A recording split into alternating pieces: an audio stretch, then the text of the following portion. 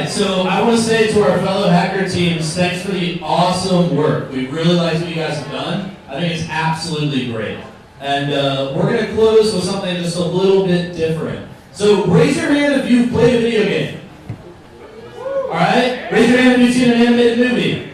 Yeah! Alright? Raise your hand if you've shot a video on your cell phone. And raise your hand the last time you made a 3D model. You're kidding me. Alright, so expect that to be 0 and it's still like 4, right? So it's now, 5% of the people in this room have worked with 3D content. And that's always been the biggest problem. 3D content's great, it's a huge industry, and it's incredibly hard to make. So Nick, hold the camera.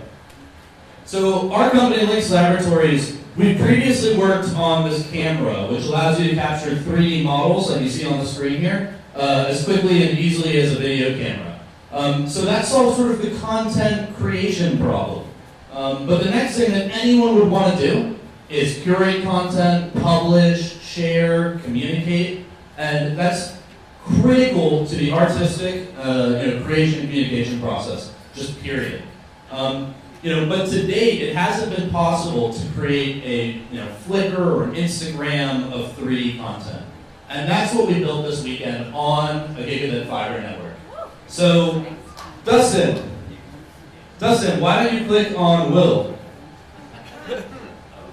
So, Will, how long did it take us to model you?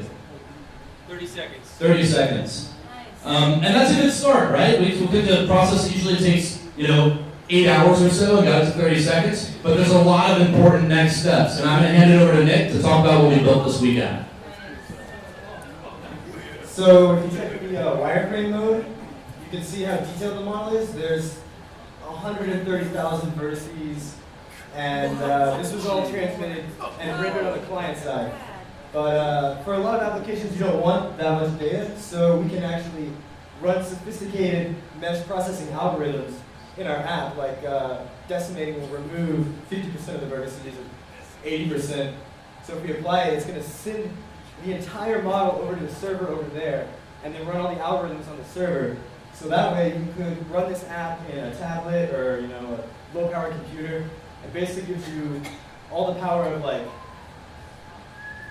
really high-end 3D workstation at your fingertips anywhere using the fiber network. It's a fine-looking model. We also have a lot of different rendering options. So if you look at foam shading, you can see that it's a little bumpy from the polygon removal. So we can also smooth it. And this is also on the server side. It's sending the model over, doing the computations, coming back. It's really fast. So now this is a smooth, lower polygon count. You can do with it whatever you want to. Put it in, your own workflows for printing or video games or movies or whatever. Also healthcare, prosthetic devices. So that's a workstation class 3D processing suite that you can run on a Chromebook. And that can only be done on gigabit connections. So isn't that great? Good job, guys. I can say it's great because I didn't have anything to do with it.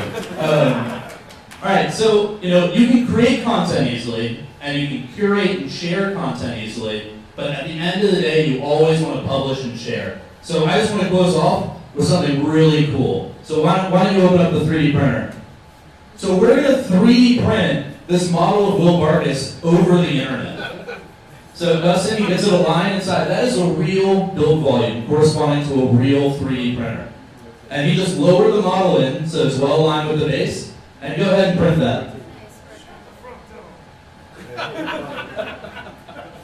Why don't you go ahead and print that?